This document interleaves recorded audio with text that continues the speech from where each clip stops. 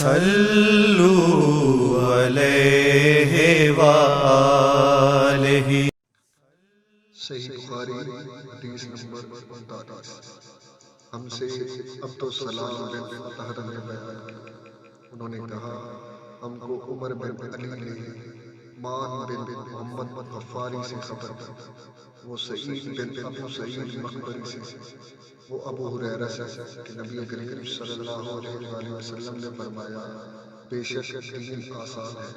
اور جو شخص دین میں سختی اختیار کرے گا تو دین اس پر غالب آ جائے گا اور اس کی سختی نہ چل سکے، بس اس لیے اپنے عمل میں پختگی اختیار کرو اور جہاں تک ممکن ہو میانہ روی